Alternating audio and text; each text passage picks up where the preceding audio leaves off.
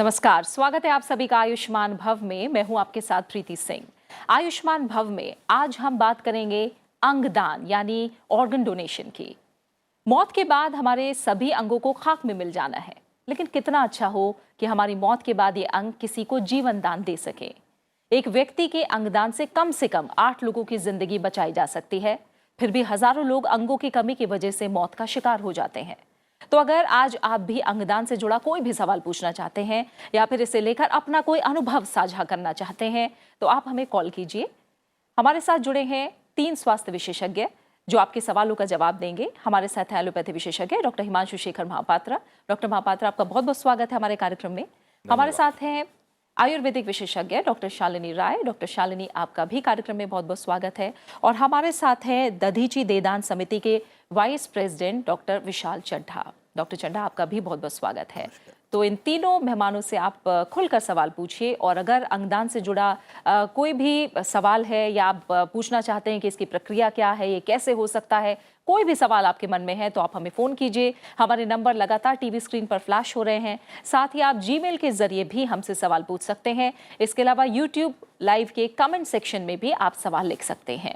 अंगदान से कई जिंदगियां बच सकती हैं, किसी के चेहरे पर फिर मुस्कान आ सकती है, लेकिन आज भी लोग अंगदान को लेकर जागरूक नहीं हैं।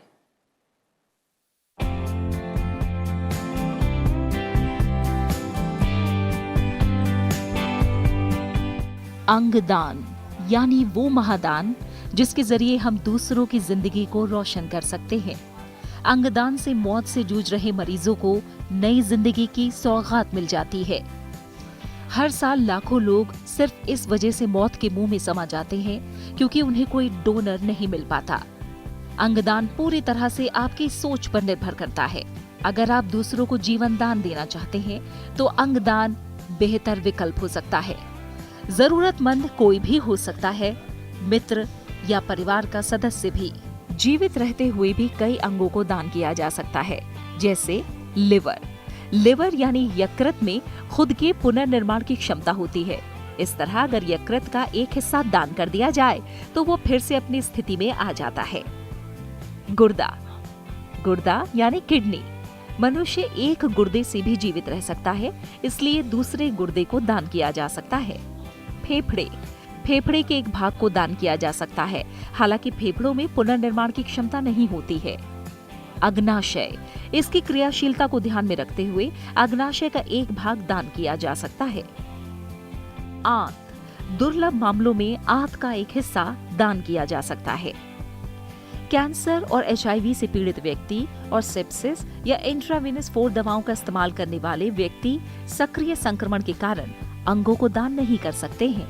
मृतदाता, मृत शरीर से कई अंगों और ऊतकों को निकाला जा सकता है, जिसमें गुर्दा यानी किडनी, यकृत यानी लिवर, फेफड़े, इसके अलावा हृदय, अग्नाशय, आंत, रक्तवाहिनी, रक्त और प्लेटलेट्स, ऊतक, कॉर्निया, हड्डियां, त्वचा, नसें, अस्थिबंधन, हृदय के वॉल्व, कार्टिलेज आदि को दान किया जा सकता है। हालांकि डोनर के शरीर से निकाले गए अधिकांश अंगों को 6 से 72 घंटों के अंदर ही ट्रांसप्लांट कर देना चाहिए, जबकि कॉर्निया, त्वचा, हृदय के वॉल्व, हड्डी, अस्थिबंधन और कार्टिलेज जैसे ऊतकों को बाद में उपयोग के लिए संरक्षित और संग्रहित किया जा सकता है। अंगदान के लिए 2 तरीके हो सकते हैं। कई NGO और अस्पतालों में अंगदान से जुड़ा काम होता है। इसमें से कहीं भी जाकर आप फॉर्म भरकर दे सकते हैं कि आप अपनी मौत के बाद कौन कौन से अंग दान करना चाहते हैं। संस्था की ओर से आपको एक डोनर कार्ड मिल जाएगा। फॉर्म बिना भरे भी आप अंगदान कर सकते हैं। आपके निकट संबंधी आपकी इस इच्छा को पूरा कर सकते हैं अगर आप उन्हें अपनी इच्छा बता दें। आयुष्मान भव, राज्यसभा टीवी।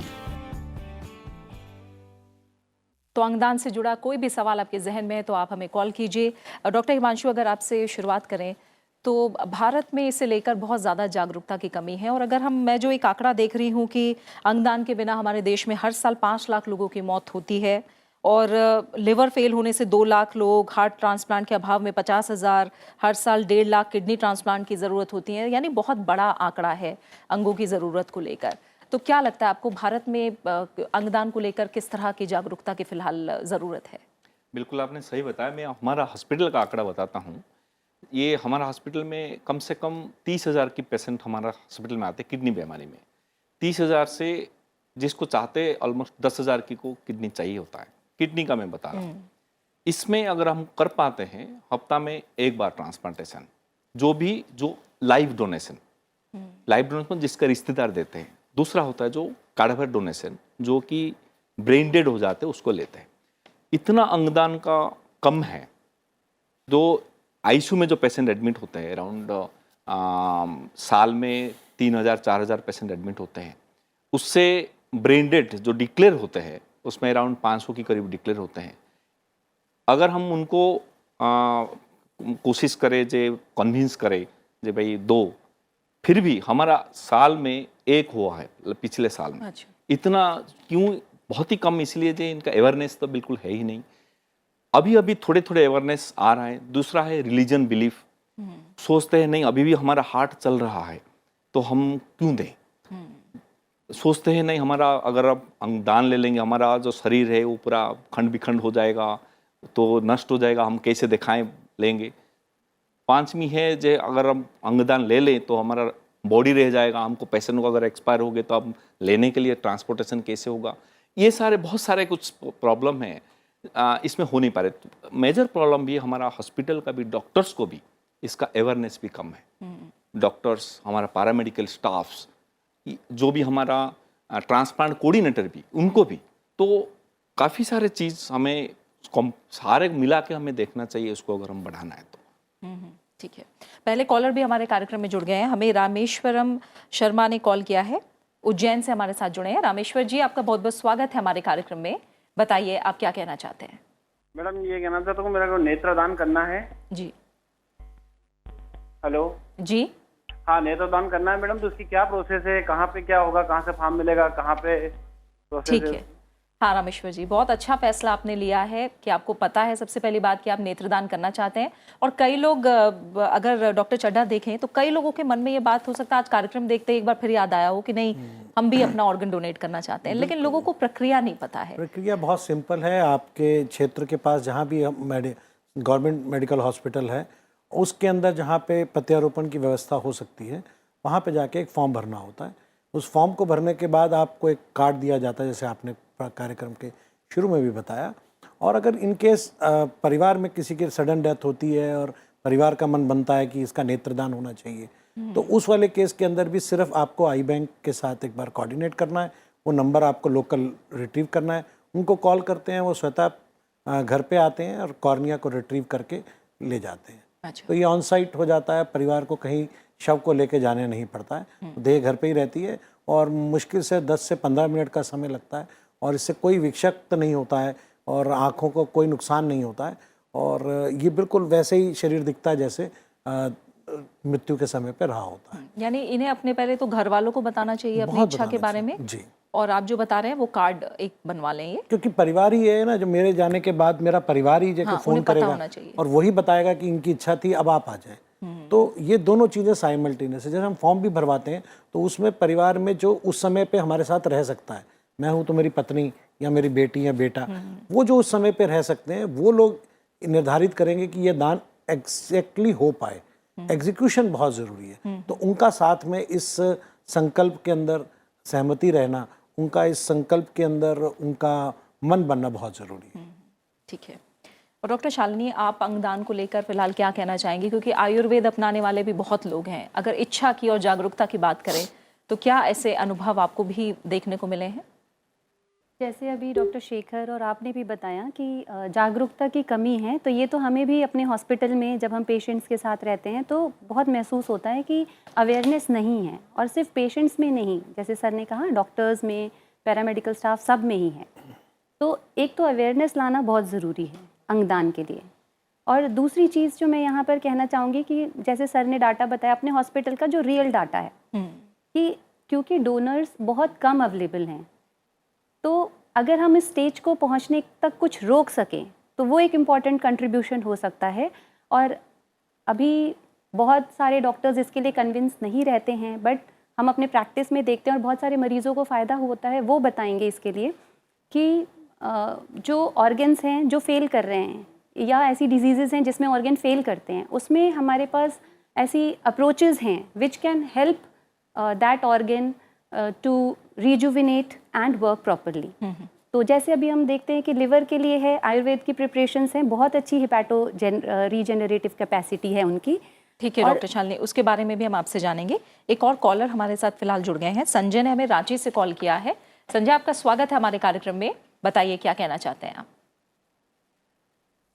जी संजय, आवाज आ रही है आप तक? ठीक है, लगता है इनसे हमारा कनेक्शन फिलहाल नहीं जुड़ा है। डॉक्टर हिमांशु, अगर हम एक एक स्टेप वाइज चलें तो आप अपने शब्दों में बताइए मैं कि ये बताना चाहूँगा, जो प्रथम कल कलर था, हाँ, उन्होंने पूछे थे जो हम अंग कैसे करें। हाँ, आजकल जो भारत में एक नोटो खुला हुआ है सफदरजंग हॉस्पिटल में, जो अच्छा। नेशनल ऑर्गन ट्रांसप्लांटेशन, वो उसको कहीं जाने का जरूरत भी नहीं है। अगर वो अपना अंग देना चाहता है, एक वेबसाइट है नोटो का, वो खोले, वहीं पे ही सारे फॉर्म भर कर दे दे, अपना घर पे उसका कार्ड आ जाएगी। नहीं, आप जो कह रहे हैं वेबसाइट खोले, किसकी वेबसाइट? नोटो, NOTTO, ठीक है। National organ transplantation tissue transplantation, ठीक है। ये है सफदरजंग हॉस्पिटल में है। अच्छा। ये और हर डिस्ट्रिक्ट हर स्टेट में आजकल है सोटो, रोटो एंड सोटो, अच्छा, वो भी है। अगर कहीं बड़ा हॉस्पिटल है जहाँ रहते हैं, वहीं जाके भी वो भी कर सकते हैं। ठीक जैसे सामने बताया, ये कर सकते हैं, मैं मना नहीं कर रहा हूँ, हाँ। लेकिन घर पे बैठ के भी कर सकते का व्यवस्था ये है। तरीका भी है। हाँ। ठीक है। एक और कॉलर है, पवन ने हमें कॉल किया है। पवन, शुक्रिया हमें कॉल करने के लिए आपका, बताइए क्या कहना चाहते हैं आप। हेलो जी पवन। हेलो जी, मैं मध्य प्रदेश के बैतूल जिले के मुल्ताई से बोल रहा हूँ, पवन कुमार साहू जी जी। मैं छोटा सा शहर है, यहाँ पर प्राथमिक अस्पताल है। हाँ हाँ, और जैसे शरीर के बहुत सारे अंग दान कर सकते हैं और करना रहा, तो उसके बाद अगर बॉडी क्षत विक्षत तो नहीं होंगी अच्छा, ये आप जानना चाहते हैं। जी। ठीक है। और उसके लिए कार्यवाही क्या करना पड़ेगा, क्योंकि हमारा नगर जो है छोटा सा और प्राथमिक अस्पताल है यहाँ पर, तो उसकी प्रक्रिया क्या रहेगी? ठीक है पवन, अभी हमने बताया है, एक बार फिर से हम बताएंगे आपको। डॉक्टर हिमांशु, यही एक आशंका सबके मन में होती है, जैसे डॉक्टर चड्डा भी कह रहे थे कि शरीर शक्त विक्षत क्या होगा, इसको लेकर है कि क्या हमारा शरीर खराब हो जाएगा, और क्या प्रक्रिया है जो छोटे कस्बों में रहने वाले लोग हैं वो कैसे करें। पहले हमें समझे जे डेथ किसको कहते हैं, हाँ, तभी हम समझ पाएंगे ये बिल्कुल। चीज को। डेथ जो कहते हैं, brain, heart, lungs, liver, kidney सारे अगर हमारा काम नहीं करता है तो डेथ कहते हैं। लेकिन ये जो ऑर्गन डोनेशन के हिसाब से वो डेथ हम इसको कहते हैं, जो ब्रेन नहीं काम करता है, हार्ट काम करता है। अच्छा, भगवान ने ऐसे दिए हैं, जो हार्ट अगर ब्रेन काम भी नहीं करेगा, लेकिन हार्ट अपना ऑटोनॉमी है, वो अपने आप काम करेगा, उसको कहते हैं हम brain death.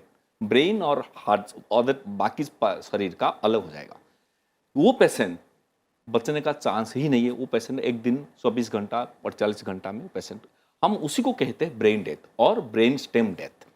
Brain stem death मतलब जो ब्रेन स्टेम हमारा एक शरीर का जो इसमें का जो एक छोटा है। पीछे की तरफ रहता है, जो हमारा शरीर का हार्ट और लंग्स का काम करता है, रेस्पिरेशन, अगर वो शरीर से विच्छेद हो गया तो ये हार्ट तो अपना ऑटोनॉमी के हिसाब से वो काम करता रहेगा, लेकिन लंग्स से वो काम नहीं कर पाएगा, तो हम वेंटिलेटर में जोड़ना पड़ेगा। इसी स्टेज कब आता है, जब हेड इंजुरी केस हो जाएगा, कोई रोड ट्रैफिक एक्सीडेंट हो जाएगा जिसमें चोट लग गया, और कुछ पेशेंट को ब्लड प्रेशर होकर ब्रेन में हेमोरेज हो गया, हेमाटोमा हो गया, और भी कुछ भी बहुत सारे कारण हैं जिसमें ब्रेन डेड कहते हैं। पहले ब्रेन डेड हो जाएगा, पेशेंट वेंटिलेटर हो जाएगा। इस और दूसरा केस है, अगर कोई पेशेंट एक्सीडेंट केस आया, वो एक MLC होता है, मेडिको लीगल केस हो जाती है, उसमें हमें पुलिस को इन्फॉर्म करना पड़ता है अगर पेशेंट का रिलेटिव कोई अंग दान करना चाहे तो। जब पहले वो ब्रेन डेड पेशेंट हम डिक्लेयर कर दे, इसमें 2-6 घंटे के अंतर हमें करना पड़ेगा। हॉस्पिटल का एक कमिटी रहता है जिसमें 4 मेंबर रहते हैं, जो हॉस्पिटल का जो हेड, जो मेडिकल सुपरिटेंडेंट हो, वही एक होता है। बाकी जो ट्रीटिंग फिजिशियन और सर्जन जिसका अंडर में पेशेंट एडमिट है, बाकी 2 वो इसमें एनेस्थेसिस्ट होंगे, न्यूरोसर्जन होंगे, न्यूरोलॉजिस्ट होंगे। जहाँ न्यूरोसर्जन न्यूरोलॉजिस्ट नहीं है, वो एनेस्थेसिस्ट फिजिशियन भी कर सकते हैं। तो इसलिए ये 4 जन का सर्टिफिकेशन, वो ब्रेन डेथ सर्टिफिकेशन रहना बहुत जरूरी है। अच्छा, ये एक बार हो गया, तभी हम जो पेशेंट, हमारा ट्रांसप्लांट कोऑर्डिनेटर जो हॉस्पिटल में रहते हैं, वो पेशेंट का रिलेटिव को कन्विंस करना चाहते हैं, देखो ये तो पेशेंट और बचने वाला है ही नहीं, आपको अगर अंग दान करेंगे, जैसे आपने बताया 8 अंग आप दे सकते हैं, 8 जीवन बच सकता है। वो प्रोसेस करते करते लोगों को कन्विंस नहीं हो पाता है, यही हमारा सारे से क्रिटिकल हो जाती है, जो नहीं कर पाते। इसकी बात 6 घंटे के बाद अगर कोई राजी हो गया, वो पेशेंट को हम पुलिस का, अगर एमएलसी केस है तो पुलिस को इन्फॉर्म करते हैं, फॉरेंसिक डिपार्टमेंट को बुलाते हैं, बुला के फिर इसको पोस्टमार्टम करने से जो इसका डॉक्टर के साथ हम ऑपरेशन थिएटर शिफ्ट कर लेते हैं। ऑपरेशन से शिफ्ट करके पहले हार्ट निकालते हैं, लीवर, किडनी निकालते हैं। इसके बाद बॉडी को जैसे ही ऐसे ही हम जोड़ देते हैं, तो बाहर से बिल्कुल पता नहीं चलेगा जे इनका हार्ट गया है, लीवर गया है, कुछ भी पता, डिसफिगरमेंट बिल्कुल नहीं होगा, सिर्फ स्टिच दिखाई देगा बस, और कुछ नहीं हुआ। इसके बाद वो पेशेंट को एमएलसी केस अगर है तो हम फॉरेंसिक डिपार्टमेंट भेज देते हैं, क्योंकि पुलिस वेरिफिकेशन चाहिए, क्योंकि पुलिस को केस है, पुलिस को बताना बहुत जरूरी होता है। अगर एमएलसी केस नहीं है, हम बॉडी सीधे उनको दे सकते, पेशेंट का रिलेटिव्स को वहीं पे दे सकते हैं। तो ये जो इनका जो प्रश्न था हमारा, डिसफिगरमेंट होगा ना होगा, इसमें बिल्कुल चिंता करने की बात ही नहीं है। पूरा स्टिच जैसे हमारा ऑपरेशन होगा, इसी तरह ऑपरेशन का स्टिच रहेगा, और वो कुछ भी नहीं पता चलेगा, जैसे ही बाहर है ऐसे ही रहेगा। तो बिल्कुल इसमें निशंका रहना चाहिए, बिल्कुल डिसफिगरमेंट नहीं होना। तो डॉक्टर चड्ढा, ब्रेन डेड बताया अभी डॉक्टर ने, तो लोगों के मन में ये भी होता है कि अगर हम नेचुरल डेथ मर रहे हैं, मौत हो रही है हमारी, तो उसके बाद क्या वो अलग है? उसके बाद अलग नॉर्मल नेचुरल केस में जो डेथ हो जाती है, उसमें भी 3 अंगों का दान हो सकता है। हाँ। एक तो आप कॉर्निया का दान कर सकते हैं, आप अपनी हड्डियों का दान के लिए मन बना सकते हैं, परिवार मन बना सकता है, और तीसरा जो है स्किन का दान हो सकता है। स्किन की 6 लेयर्स में से एक ऊपर की लेयर होती है जो बर्न्स और एक्जिमा के केसेस के अंदर यूज होती है, और सफदरजंग के अंदर पहला अभी हमारा स्किन बैंक बना है, और बोन बैंक जो है ऑर्बो के साथ जो है एम्स में चलता है। तो ये दोनों बैंक्स के अंदर आप जैसे हम कोऑर्डिनेट करते हैं, और अगर कोई समिति होती है जो इस सारे प्रोसेस को फैसिलिटेट करते हैं, जैसे दधीची देहदान समिति करती है, तो हमारे पास कॉल आता है कि जी नेचुरल डेथ हुई है, क्या क्या अंग दान हो सकते हैं, तो हम उनको बताते हैं कि आंखें दान हो सकती हैं, हड्डियां दान हो सकती हैं, स्किन दान हो सकती है, और ये दान होते हैं, और बहुत अच्छे से परिवार इसको लेता है। और इसमें कोई डिसफिगरमेंट ऐसा नहीं है कि चमड़ी उधेड़ देते हैं, बिल्कुल एक स्कैल्पल से बिल्कुल लाइट लेयर होती है, और उसको पता भी नहीं चलता कि इसमें से स्किन ली गई है। अच्छा। और वो थेरेपेटिक पर्पसेस के लिए सेव कर लेते हैं, उसको बैंकिंग कर लेते हैं। हाँ। और जब केसेस आते हैं तो उसके साथ उसको इस्तेमाल करते हैं। ठीक है। शुभम ने कॉल किया है, अंबाला से हमारे साथ जुड़े हैं। शुभम, स्वागत है आपका हमारे कार्यक्रम में, बताइए क्या सवाल है आपका? नमस्कार जी। नमस्कार शुभम, बताइए। मैं बोलना चाहता था मैम कि जैसे हमारे ऑल ऑफ इंडिया में किसी भी कल्चर में डेथ के बाद डेथ सेरेमनी होती है, तो उस टाइम अगर हमारे पास अगर नजदीक से क्या कहते हैं आई डोनेशन वाले हैं और अंग दान वाले हैं जैसे, तो अगर वो के टाइम अपना कैंप लगाएं और लोगों को उस टाइम प्रेरित करें, तो काफी हद तक लोगों में जागरूकता आएगी। और हमारे अम्बाला में 2-3 जगह ऐसा हुआ है, तो काफी लोगों ने उसमें अंगदान के लिए फॉर्म फिलअप किया और प्रेरित हुए हैं उससे। अच्छा, ठीक है। हाँ जी। तो यानी आप ये अपना अनुभव हमारे साथ साझा कर रहे हैं शुभम, बहुत बहुत शुक्रिया हमें इस बारे में बताने के लिए। तो डॉक्टर, जिस तरह से ये कह रहे हैं, ये भी एक बड़ा कदम हो सकता है। नहीं, बड़ा कदम बिल्कुल हो सकती है ये। एटलीस्ट हम कोई भी अंगदान का जो बात करें, जैसे इन्होंने बोले आंखों का दान, ऐसे ही शुरू करना पड़ेगा। जो लोगों का जागृति अभी नहीं है कहीं पे भी, मतलब इतना दिल्ली शहर में भी नहीं है, तो आप गांव का बात ही भूल जाइए।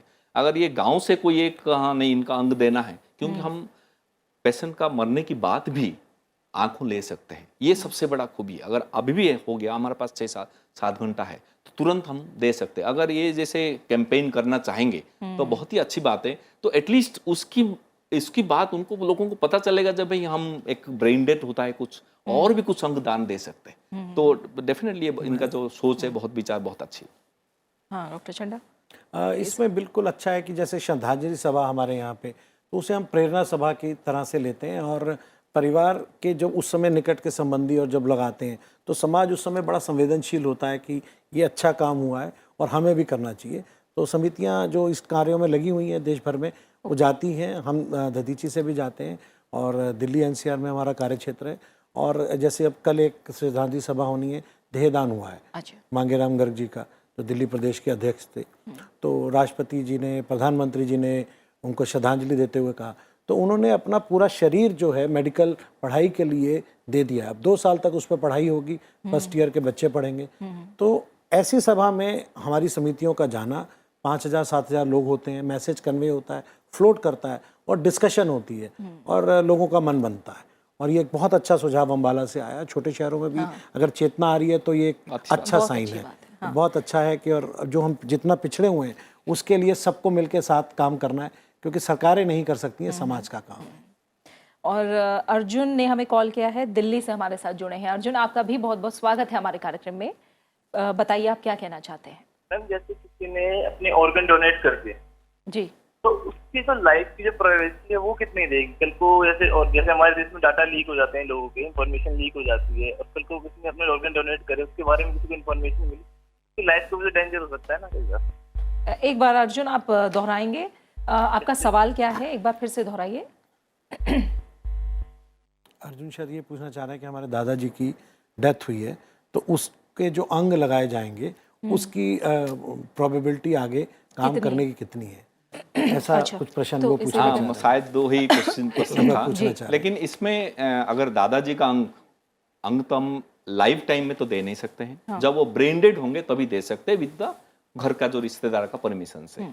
अगर वो अंग उसी टाइम मैं किडनी का बात कहूँ सही है, अगर किडनी फंक्शन सही है तो नॉर्मल लाइफ जैसे चलेगा, कोई प्रॉब्लम नहीं होगा। जैसे हमारा लाइफ ट्रांसप्लांटेशन होती है उसी तरह वो किडनी का भी लाइफ ऐसे रहेगा।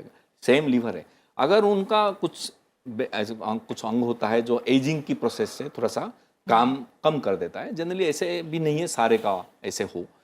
अगर उनका अंग का सारे ठीक ठाक चल रहा है तो फिर लाइफ भी ठीक रहेगा, इसमें कोई प्रॉब्लम नहीं। लगभग 75 साल तक की आयु के जितने केसेस होते हैं वो तकरीबन सही काम करते हैं। और रोड साइड एक्सीडेंट में जैसे बात हो रही है तो यंग डेथ्स बहुत होती हैं।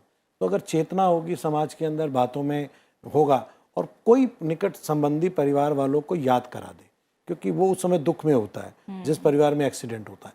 लेकिन हम सबकी एक सामाजिक जिम्मेदारी है कि अगर ऐसा कुछ हो और पता लगे कि ब्रेन डेड हो गया है तो हमें हिचक नहीं करनी है, क्योंकि ये ऐसा काम है जो इसी समय हो सकता है। क्योंकि अगर वो डेथ उसके बाद ब्रेन डेथ के बाद हार्ट भी बंद कर दिया तो ये काम नहीं हो पाएगा। तो झिझक से बाहर आना है। हम अपने लिए नहीं मांग रहे हैं, समाज के किसी ऐसे व्यक्ति के लिए मांग रहे हैं जिसका हमें पता ही नहीं, क्योंकि ये मैचिंग जो होती है चले टाइपिंग के बाद और ये सारा करने के बाद ये बड़ा एक साइंटिफिक प्रोसेस है। तो आपको नहीं पता कि ये जो अंग अगर हम रिट्रीव कर रहे हैं ये कहाँ जाएंगे, लेकिन लगेंगे किसी व्यक्ति को। इसमें कोई पैसे का लेन देन नहीं होता है। जो आपके पास नोटों के अंदर एक लिस्ट है, वेटिंग लिस्ट है, उसके हिसाब से नियरेस्ट लेवल को देख के, बड़े सारे कॉम्बिनेशंस देख के, ताकि वो ऑप्टिमाइज हो पाए उसका यूज़, ऐसी प्रक्रिया सरकार ने बनाई है और हम सबको इसके साथ मिलकर काम करना चाहिए। ठीक है। और इस बीच एक हम राय डॉक्टर शालिनी से भी ले लेते हैं। डॉक्टर शालिनी, जैसे आप कह रही थी कि अंग किसी को ऐसी ज़रूरत ही ना पड़े कि वो इतना बीमार पड़े कि उसको अंगों की ज़रूरत पड़े किसी और की, तो आप इसको लेकर क्या सलाह देना चाहेंगे? इसके लिए सबसे पहले तो मैं ये कहना चाहूँगी कि हमारी बॉडी में ऑर्गन्स फेल क्यों होते हैं? फेल इसीलिए होते हैं कई बार डिजीज़ेस के कारण, और जो मेटाबॉलिक ऑर्गन्स हैं स्पेशली, जैसे सबसे ज़्यादा ट्रांसप्लांट और ऑर्गन की रिक्वायरमेंट होती है किडनी की, फॉलोड बाय लिवर। किडनी के बाद लिवर का नंबर आता है। ये 2 ऑर्गन्स हैं, किडनीज जो हैं वेस्ट प्रोडक्ट्स को एक्सक्रीट करती हैं और लिवर मेटाबोलाइज करता है। तो ब्रंट जो भी कुछ हमारा पॉल्यूशन के कारण हो रहा है या हमारे आहार विहार में है, वो पूरा झेलता ये 2 ऑर्गन मेन हैं सबसे पहले। तो हमें ये ज़रूरत है कि हम एक सामान्य नागरिक की तरीके से ये जानें कि कैसे हम डॉक्टर के पास जाना ही ना पड़े, अपने लाइफस्टाइल में ऐसे चेंजेस करें। तो जैसे सबसे पहला है कि जैसे हम फास्टिंग है, बहुत सारे रिलीजियस बिलीव्स भी हैं फास्टिंग की, और बहुत एक कॉमन प्रैक्टिस थी अर्लियर कि हफ्ते में 1 दिन फास्ट रखना है। तो फास्टिंग को हम रिलीजियसली ही लेते हैं, बट अभी तो उसके साइंटिफिक एस्पेक्ट्स भी हैं कि जो हमारे शरीर में डैमेज्ड सेल्स हैं वो फास्टिंग के दौरान जब हम न्यूट्रिएंट्स को डिप्राइव करते हैं तो हमारी सेल, जो शरीर की कोशिकाएं हैं, वो उस डैमेज्ड सेल को ख़त्म कर देती हैं। तो इससे फ्यूचर में होने वाली डिजीज़ की संभावना कम हो जाएगी। इवन कैंसर्स और ऑर्गन फेलियर सब कुछ कम हो सकता है। और लास्ट जो नोबेल प्राइज़ था that was for autophagy and fasting only.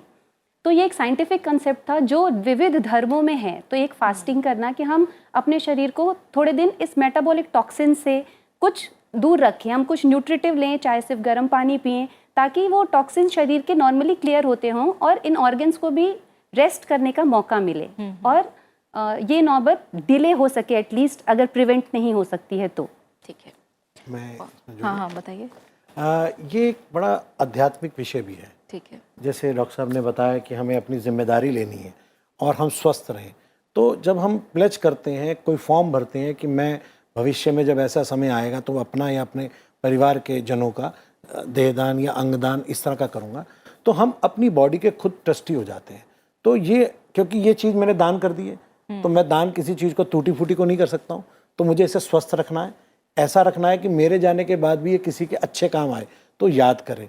आज मैं प्रण लेता हूँ कि ये दान हो रहा है और मैं उसको अच्छे से नहीं रखता हूँ, अपना ध्यान नहीं रखता हूँ, ये जितनी भी लाइफस्टाइल डिजीजेस होने देता हूँ, तो उसके अंदर मैंने अपने संकल्प को ही तोड़ दिया।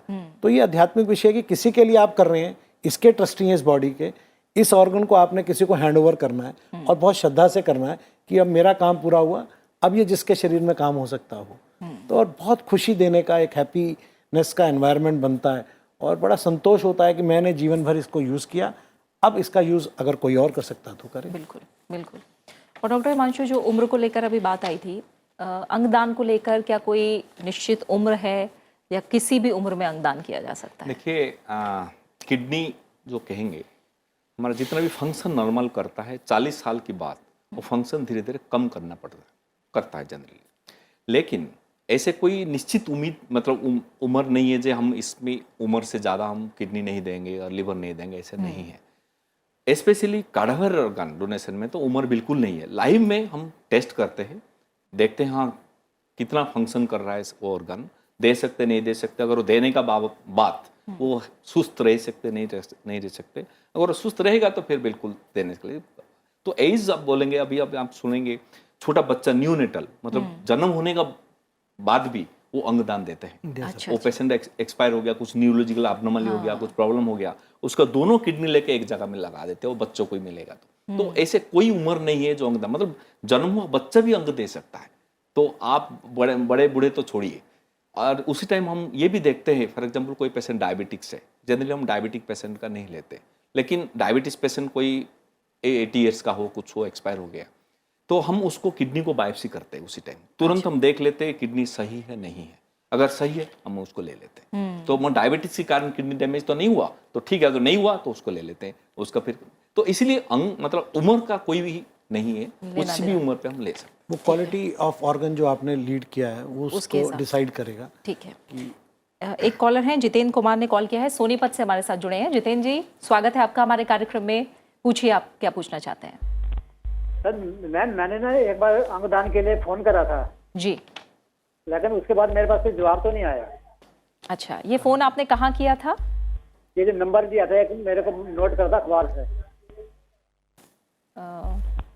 ठीक है, मैं इनको ये कहूंगा, हाँ। आप प्लीज जो नोटो का वेबसाइट जाइए, उसमें लिखा हुआ है फोन नंबर भी, वो 24 आवर्स अवेलेबल है, फ्री, टोल फ्री है नंबर। ठीक है, हाँ, अगर होगा तो मतलब अपना NOTTO गूगल में अगर डालेंगे उसमें सारे डिटेल्स आ जाएगा। अच्छा। मतलब कैसे करना है, क्या करना है, और उनपे फ्रिक्वेंटली आस्क्ड क्वेश्चंस भी है, आपका जो भी शंका है उसमें सारे कुछ क्लियर कट लिखा हुआ है। और कैसे कैसे आगे कितना दिए हैं, क्या हम कर रहे हैं, उनका सारे वो उसी में सारे कुछ लिखा हुआ है। प्लीज वो वहां पे जाइए, वो बेटर NOTTO, ये आप गूगल पे सर्च करिए, इसके बाद जो वेबसाइट खुलेगी नोटो की, उस पे सारी डिटेल्स दी हुई हैं, तो आप उस पे चेक कर सकते हैं जितेंद्र, और आपको फ़ोन भी कर सकते हैं, आपको सारी जानकारियाँ वहाँ से मिल जाएंगी। एक्चुअली हार्ट और जो किडनी और लीवर की जो बात हो रही है वो लगभग निश्चित है कि ब्रेन स्टेम डेथ में होगी। अच्छा, लेकिन जो कैडेवर डेथ केसेस में जैसे हमने बात की, बोन्स का, स्किन का और आई का, ये नॉर्मल डेथ केसेस जो ज़्यादा होते हैं इनमें हो सकती है।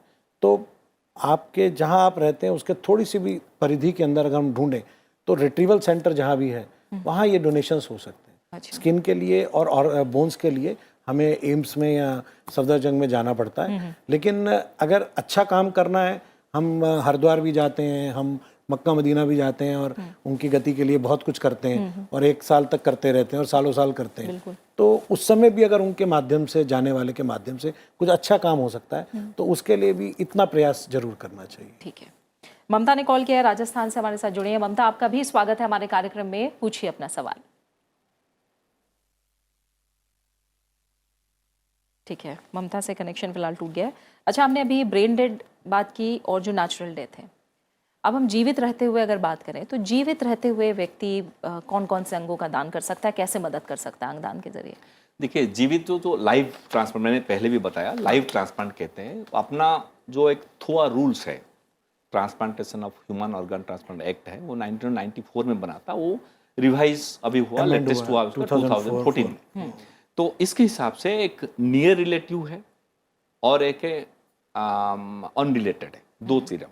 नियर रिलेटिव मतलब भाई बहन, पति पत्नी, माँ बाप, बेटा बेटी, अभी रिसेंटली ग्रैंडफादर ग्रैंडमदर, अच्छा, वो भी इंक्लूड हो गया, जो नियर रिलेटिव। इसमें हमें ऑथराइजेशन कमिटी का रोल जरूरत नहीं पड़ता है। बाकी जो भी है, चाचा चाची, मामा मामी, दोस्त भी, कोई भी, अब आप भी चाहे मुझे भी दे सकते हैं, मैं भी इनको दे सकता हूँ, कुछ भी दे सकते हैं, कोई भी किसी को दे सकता है।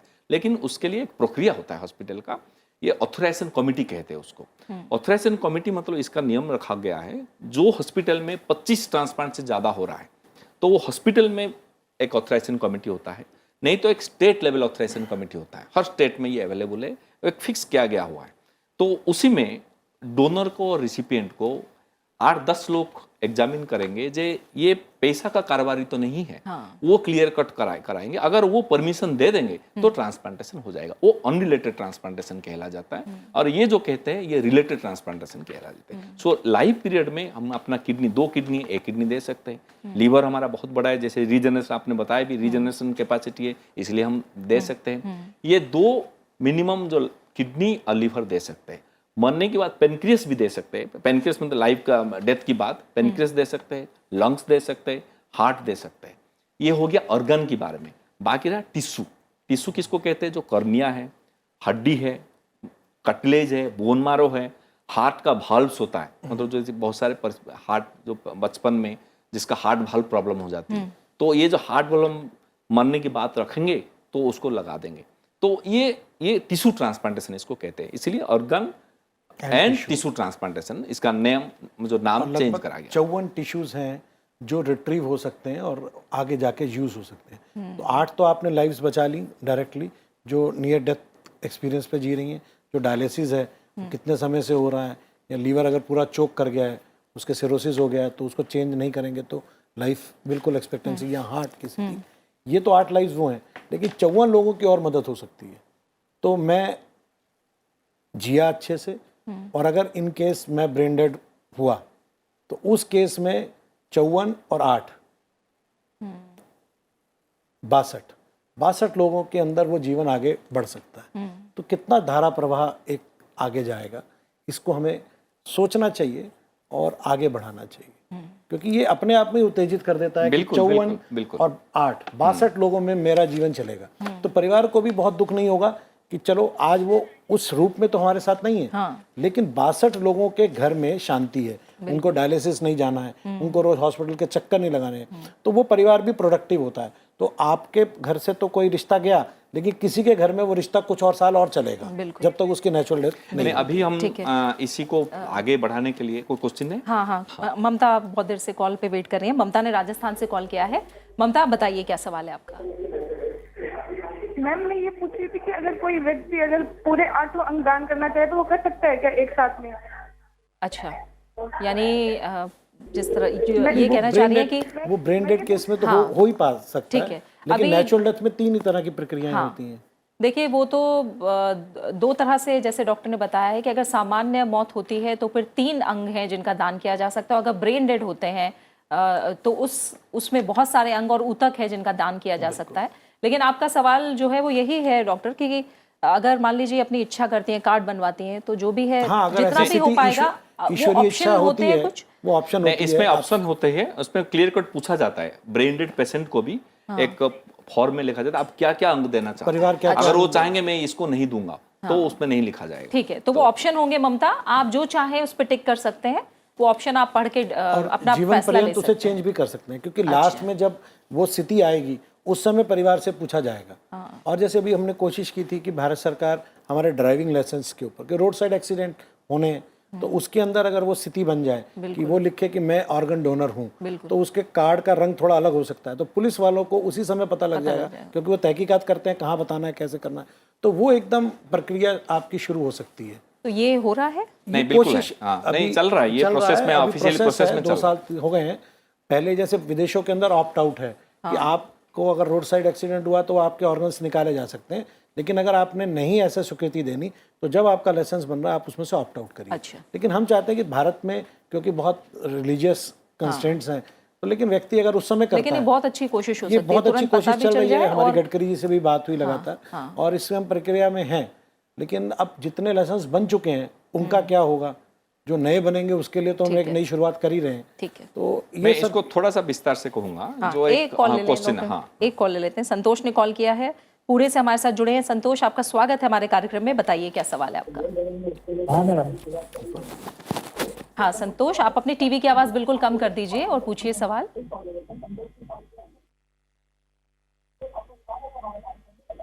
हाँ नमस्ते मैडम। जी नमस्कार, बताइए।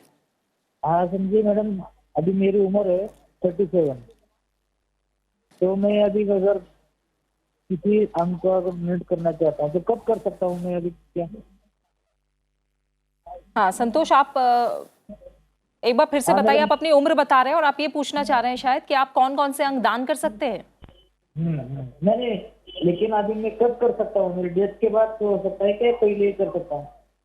हाँ, अभी हमने बताया है संतोष सारी चीजें, लेकिन एक बार हम आपको फिर बताते हैं कि जी जैसे अभी बताया था कि जीवित रहते हुए 3 अंगों का दान किया जा सकता है। एक बार मैं चाहूंगी कि आप में से कोई भी एक बार फिर से बता दे।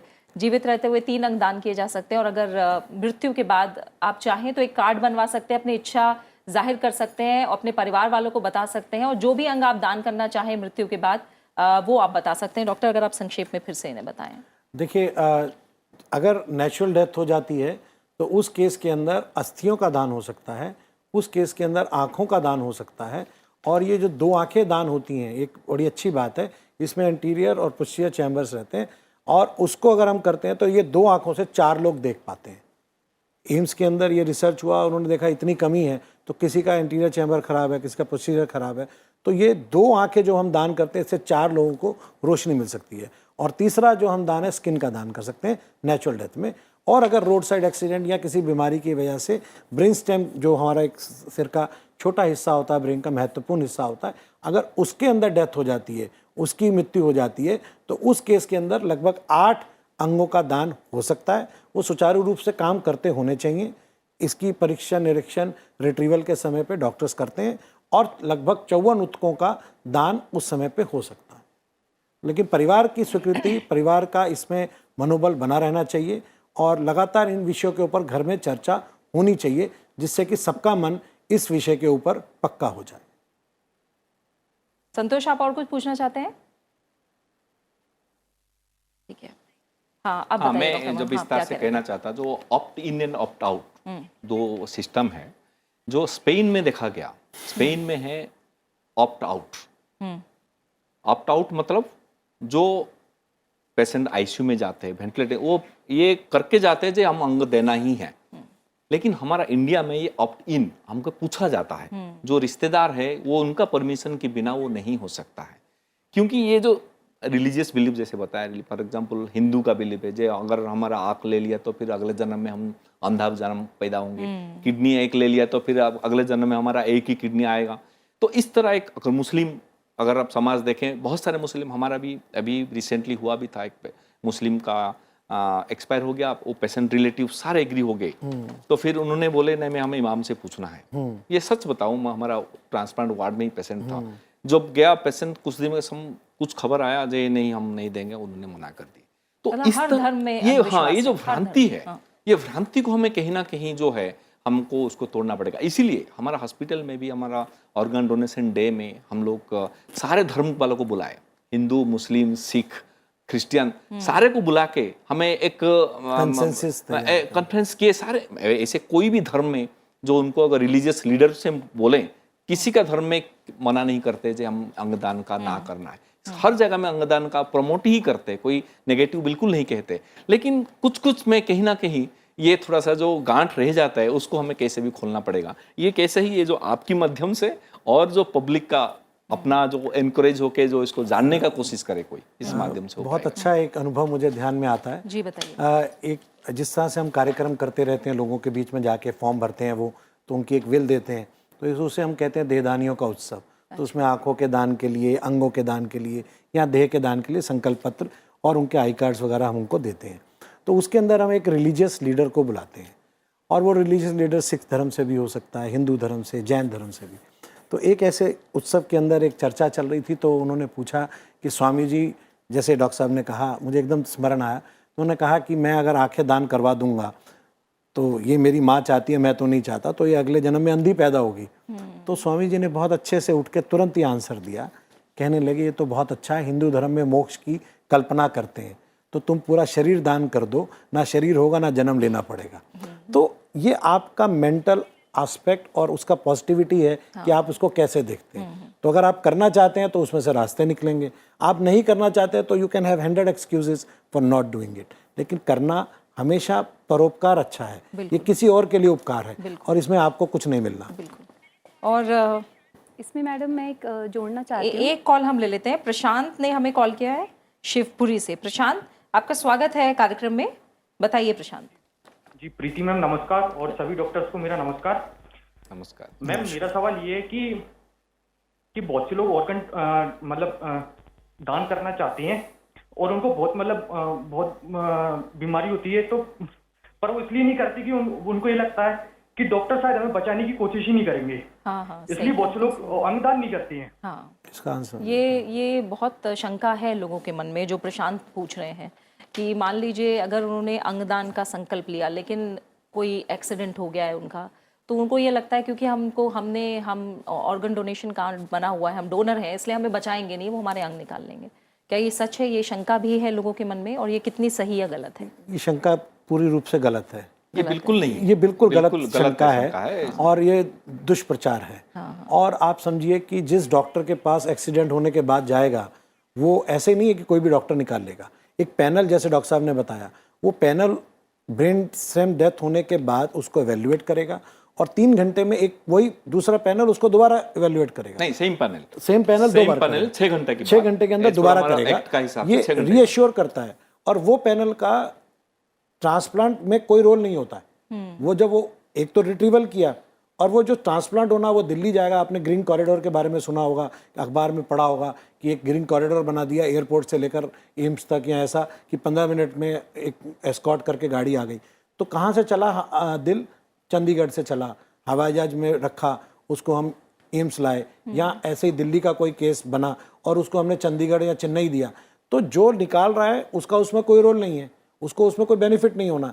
वो हार्ट किसको मैच करेगा, ये पूरा रजिस्ट्री के अंदर है, वो एक थर्ड पार्टी नोटो एजेंसी है। फिर वो हार्ट कहाँ मैच हुआ? चेन्नई में हुआ, तो चेन्नई में जिस हॉस्पिटल में होने वाला है ट्रांसप्लांट, उसका लेने वाले से कोई लेना देना नहीं है। तो एक बड़ा ट्रांसपेरेंट सिस्टम है। इन्फॉर्मेशन नहीं है, कोई इन्फॉर्मेशन नहीं है, होगी तो किसे मिलेगी। इसलिए बिल्कुल, एक्चुअली एक रिसिपिएंट लिस्ट रहता है हमारे पास। फॉर एग्जांपल ग्रुप वाइज, एक ए का, बी का, ओ का, ए बी का एक ग्रुप रहता है। तो हम देखते हैं जो पहला 6-7 पेशेंट को बुला लेते हैं, क्योंकि कोई भी जो पहला जो रजिस्ट्रेशन हुआ है, ये सारे रजिस्ट्रेशन नोटों में रहता है।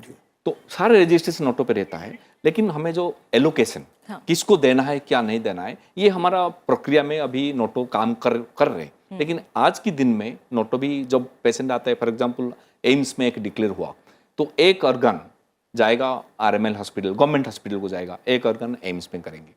ऐसे ही प्राइवेट में कोई एक ब्रेन डेड डिक्लेयर हुआ, एक ऑर्गन उसी हॉस्पिटल में यूज होगा और दूसरा ऑर्गन जो भी नोटो डिसाइड करेगा। तो दूसरा ऑर्गन कहाँ जाएगा वो नोटो ही डिसाइड करता है। तो हॉस्पिटल में जब फॉर एग्जांपल कोई पेशेंट आया, वो पेशेंट का हमारा लंबा लिस्ट रहता है, उसमें हम सिलेक्ट करते हैं। तो जो भी फिट सीनियर मोस्ट रहता है उसको अंग मिलता है, और जो उसका मैच कर रहा होता है। बिना मैचिंग के दे ही नहीं सकते। ये तो है नहीं कि आप मेरे पास पर्स आ गया, मैंने अपनी पॉकेट में, ऐसे नहीं हो सकता। इसलिए शंका पूरी तरह से निराधार है, इस बारे में डरने की बिल्कुल जरूरत नहीं है। एक और कॉलर है, कैलाश नाथ ने कॉल किया है हमें। अगर मैं सही हूं तो कैलाश नाथ ही हमारे साथ कॉल पर जुड़े। जी कैलाश जी, स्वागत है आपका कार्यक्रम में, बताइए क्या सवाल है। जी, मैं अपनी पूरी बॉडी दान करना चाहता हूँ। जी कैलाश जी, और उसमें मतलब ये बताइए आप कि जैसे यहाँ से दिल्ली पहुँचने में क्या होगा डेथ के बाद? जैसे ही आप एक मिनट, आप मथुरा से बोल रहे हैं? जी हाँ, वृंदावन। अच्छा ठीक है, ठीक है। हाँ, आप बताइए, ये मथुरा से बोल रहे हैं। जैसे अभी मथुरा से बोल रहे हैं, तो वहाँ पे अगर कोई सरकारी मेडिकल कॉलेज है तो आप वहाँ संपर्क कर सकते हैं। वहाँ एनाटॉमी विभाग में जाकर ये फॉर्म भर सकते हैं कि मेरे जाने के बाद मेरा परिवार इस देह को मेडिकल कॉलेज में विज्ञान के हेतु समर्पित करेगा। फॉर्म का फॉर्मेट है, उसको भरने के बाद जब ऐसी स्थिति आती है, परिवार उस मेडिकल कॉलेज में 24 घंटे वो काम होता है, सीएमओ इमरजेंसी जो होता है उसमें, तो वो उसको बताते हैं और फिर वो व्यवस्था नियरेस्ट मेडिकल कॉलेज में हो जाती है।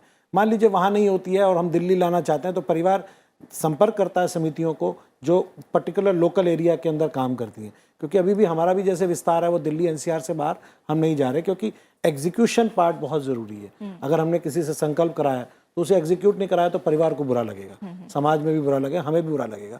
तो मथुरा के आसपास जो भी हमारा मेडिकल कॉलेज गवर्नमेंट का है उसके एनाटॉमी विभाग में आप जाएं और वहाँ पे ऐसा संकल्प पत्र भरें, क्योंकि वो दिल्ली से दूर है, इसलिए मैं आपको, और दिल्ली में अगर लाएंगे तो एम्स में ला सकते हैं। उसमें एक डॉक्टर का सर्टिफिकेट होना चाहिए जो उसको डेथ को डिक्लेयर किया हो परिवार का, वहीं पे मथुरा के अंदर, और वो सर्टिफिकेट लेके आना है और यहाँ पे एनाटॉमी विभाग के अंदर ऐसा दान किया जा सकता है। ठीक है। और डॉक्टर शालिनी, आप बता रही थी अंधविश्वास को लेकर। हाँ जी, मैं उसमें यही कहना चाह रही थी कि जो धर्म से जैसे जोड़ते हैं, तो जहाँ तक हिंदू धर्म की बात है वहाँ पर तो आत्मा का ही ज़्यादा रोल है, शरीर का रोल तो है नहीं। खुद गीता में कहा गया है कि ना आत्मा मरेगी, ना कटेगी, ना कुछ। तो आपके माध्यम से मैं लोगों तक यही पहुँचाना चाहती हूँ कि हमारा शरीर अगर किसी के काम आता है तो वही हमारे लिए सबसे बड़ी उपयोगिता होगी, क्योंकि परोपकार ही असली वो है। और एक और चीज़ मैं ऐड करना चाहती हूँ मैम, बिकॉज भारत हमारा एक युवा वर्ग वाला देश है, और हम अगर युवाओं को एड्रेस करें इसके लिए, अवेयरनेस के लिए, तो हम स्कूल्स, कॉलेजेस, अगर हम डॉक्टर्स जो हैं डिफरेंट फ्रेटर्निटी कोई भी हो सकती है, बट अवेयरनेस के लिए हम कॉलेजेस में से एक एक दिन निकालें, साल में शायद एक दिन बहुत होगा, और एक ऐसा अंगदान के लिए अवेयरनेस लेक्चर ऑर्गेनाइज करें, क्योंकि उनको इन्फॉर्मेशन होगी तो वो उनके द्वारा उनके घरों में प्रोपोगेट हो सकती है। तो हमारा जो युवा है जिसको इस बारे में कोई इन्फॉर्मेशन नहीं है, उनको इसके बारे में जानकारी देना, और साथ ही साथ अंगदान के साथ ही साथ स्वस्थ रहने की भी जानकारी देना, वो भी उतना ही ज़रूरी है कि वो नौबत ही ना आए, और अगर आए तो लोग अवेलेबल हैं जो आपके मदद कर सकते हैं। तो इन दो चीज़ों को मैं अपने माध्यम से, भारत की नींव जो है वो यहाँ से पड़ सकती है कि हम स्वस्थ रहें और सबल रहें, फिर भी रोगी और जाते जाते भी वो बल किसी को दे के जाएंगे। बिल्कुल। और इस और एक स्टेम सेल का भी एक डोनेशन होता है टिश्यू में, वो भी उसके बारे में भी चर्चा आई नहीं है। नहीं, स्टेम सेल का अभी एथिकल इश्यूज काफी सारे हैं। नहीं, वो जो स्टेम सेल हम अभी रजिस्ट्री जो है हमारी एम्स में काम कर रही है, वो मैं प्लेसेंटा वाली बात नहीं कर रहा हूँ। तो उसके अंदर हम जो स्टेम सेल्स का डोनेशन है ब्लड से किया जा सकता है। ल्यूकीमिया और कैंसर जैसे केसेस के अंदर वो हम लाइव डोनेशंस में कर सकते हैं, वो भी टिश्यू में आता है। अच्छा, तो उसके लिए स्टेम सेल है। एक मैं और पूछना चाहूँगी, जो नवजात बच्चे होते हैं पैदा होते ही अम्बिलिकल कॉर्ड, वो एक अलग चीज है। वो डॉक्टर साहब, मैं एथिकल इश्यूज काफी सारे हैं। इसमें नियम कानून अभी भी बनने का बाकी है, जब कैसे आगे जाएं। तो इसको मैं नहीं कह रहा हूँ, लेकिन जो ल्यूकीमिया के केसेस के अंदर हम जैसे प्लेटलेट सेग्रीगेशन करते हैं, आपका स्टेम सेल्स इसमें से सेग्रीगेट करते हैं और वो फिर ट्रांसप्लांट, बोन मैरो ट्रांसप्लांटेशन में चला जाता है। और इजी हो गया है, पहले वो बोन में पियर्स करके बड़ा पेनफुल प्रोसेस होता था, और 1 in a million हमारे जो आप बता रहे हैं सारे ऑप्शन वो डोनर कार्ड में होंगे, डोनर कार्ड में होते हैं। और वो एम्स के अंदर ये रजिस्ट्री मेंटेन होती है। हमारे देश की हालत इसमें ज़रा बड़ी ख़राब है। 1 in a million केस में वो मैच करता है, चले टाइपिंग, लेकिन अब उसके लिए मान ली 10,000 आदमी तो हमें लाखों और करोड़ों की रजिस्ट्री बनानी है, और वो 50 साल से नीचे में हो जाए तो अच्छा। तो युवा जितना होगा जुड़ेगा। और एक और बात है कि 1.5 लाख के करीब रिपोर्टेड होते हैं एक्सीडेंट्स पूरे देश भर में। तो आप अंदाजा लगाइए, अगर 1.5 लाख एक्सीडेंट में से हम 100% रिट्रीवल ले लें तो देश के अंदर किसी भी परिवार को अपने परिजन को अंगों के अभाव में नहीं खोना पड़े। और ये जो इतने डायलिसिस और इतने ये सब चीज़ें जो हैं, इनके खर्चे बच जाएंगे, वो व्यक्ति और प्रोडक्टिव होगा, देश की उन्नति में वो और सहयोग दे पाए। जी, एक और कॉलर है, आनंद ने हमें कॉल किया है। आनंद, शुक्रिया हमारे कार्यक्रम में जुड़ने के लिए। बताइए क्या सवाल है आपका? सर, मेरा ये सवाल है सर, जैसे मेरी किडनी खराब है तो मैं कहाँ से उसका प्रोसेस क्या होगा, जैसे मैं किडनी ले सकता हूँ? अच्छा, ठीक है। तो ये ऐसे कॉलर हैं डॉक्टर जो किडनी लेना चाह रहे हैं, तो इन्हें क्या करना होगा इसके लिए? देखिए, किडनी अगर लेना चाह रहे, इसका अपना रिश्तेदार कोई किडनी देना नहीं चाहते हैं, ना कोई है ही नहीं। फॉर एग्जांपल उनका है कोई, किसको डायबिटीज है, वो किडनी दे नहीं सकता, ये जहाँ पे किडनी ट्रांसप्लांटेशन होता है उसका पास जाके वो काडावर ट्रांसप्लांटेशन का प्रोग्राम में अपने को रजिस्टर करें पहले। अच्छा, वो बहुत ज़रूरी है, क्योंकि लेकिन ये हमारा जो काडावर अभी तक इतना नहीं हो पा रहा है, तो उसको वेटिंग पीरियड में रखा जाएगा पेशेंट को। जब भी उसका नाम नंबर आएगा, इसलिए हम आज का जो प्रोग्राम इसीलिए कर रहे थे, बहुत ज़्यादा लोग इस काडावर प्रोग्राम को प्रमोट करे, जाने दे, तभी इनका नंबर जल्दी आएगा। तो अभी इनका काम है वो जाके जहाँ किडनी ट्रांसप्लांटेशन सेंटर्स है वहाँ जाके अपना नाम वो रजिस्टर करे। तो जब उनका फ़ोन नंबर, सारी डिटेल्स, आधार कार्ड सारा लिखा जाएगा, जब उनका नंबर आएगा वो बुला लेंगे। ठीक है। और अब एक हम जीमेल के ज़रिए जो सवाल आया है वो हम ले लेते हैं, और जीमेल पे सवाल हमसे नमिता ने पूछा है दिल्ली से। आइए देखते हैं इनका सवाल क्या है। नमिता ने पूछा है, मेरी माताजी 60 साल की हैं और वो अपनी आंखें दान करना चाहती हैं, लेकिन उनका ग्लूकोमा ऑपरेशन हो चुका है, क्या वो अपनी आंखें दान कर सकती हैं? डॉक्टर? बिल्कुल दे सकता है, कॉर्निया बिल्कुल दे सकते हैं, ग्लूकोमा ऑपरेशन होने से भी कोई प्रॉब्लम नहीं है। अभी वो जाके अपना नोटो से वेबसाइट जाके फॉर्म भर सकते हैं। जब उनका देहांत होगा उसी टाइम वो कंसेंट लेके जहां आई सेंटर का साथ कम्युनिकेट कर लेंगे तो बिल्कुल कर सकते हैं, कोई प्रॉब्लम। अब मैं नेत्रदान से जुड़ा एक और तथ्य आपको बताता हूं कि अगर 11 दिन पूरे भारतवर्ष में होने वाली मृत्यु जो रजिस्टर्ड होती है, अगर हम ये संकल्प ले लें तो 1.2 बिलियन, लगभग 1.25 करोड़ के करीब हमारे अंधता है, कॉर्नियल ब्लाइंडनेस। बाकी अंधता की बात नहीं कर रहा, ये 1.25 करोड़ लोगों को नेत्र हम दे सकते हैं। 1.25 करोड़ लोग जो जीवन को देख ही नहीं रहे, रंगों को, वो देख सकते हैं। सिर्फ हमें 11 से 14 दिन का एक प्रोग्राम रन करना चाहिए सबको मन बनाकर, और ये आंखें अगर दान हो जाएं तो आप देखिए कि 1 करोड़ 20 लाख लोग इससे देख पाएंगे। एक आंकड़ा अभी एम्स से रिलीज हुआ था। अच्छा। कि मैं उसकी जानकारी आपके माध्यम से जनता में देना चाहता था। तो हम भी यही कोशिश कर रहे हैं डॉक्टर कि इस कार्यक्रम के ज़रिए हमने अंगदान को लेकर लोगों में कुछ जागरूकता फैलाई हो, और इस कार्यक्रम के ज़रिए अगर एक व्यक्ति भी आगे आता है अपने अंगदान करने के लिए तो ये कार्यक्रम करना हमारे लिए भी सफल होगा। आप तीनों मेहमानों ने इतने अच्छे सुझाव दिए और जो भी शंकाएं थी वो दूर की। आप तीनों का स्टूडियो में आने के लिए फिलहाल बहुत बहुत शुक्रिया। तो हम उम्मीद रखते हैं कि इस कार्यक्रम के ज़रिए जागरूकता ज़रूर आई होगी और आपने देखा कि कैसे आपका अंगदान का फैसला कितना बड़ा प्रभाव डाल सकता है। इसलिए सामने आइए और खुलकर अंगदान कीजिए, और इससे किसी को नई जिंदगी मिल सकती है। इसी के साथ आयुष्मान भव के इस अंक में फिलहाल इतना ही। आप हमारे इस कार्यक्रम को YouTube पर भी देख सकते हैं और अपनी राय और सुझाव हमारे साथ साझा कर सकते हैं। अगले अंक में हम बात करेंगे किसी स्वास्थ्य समस्या की, उसके कारण और निदान की। तब तक के लिए हमें दीजिए इजाजत। नमस्कार।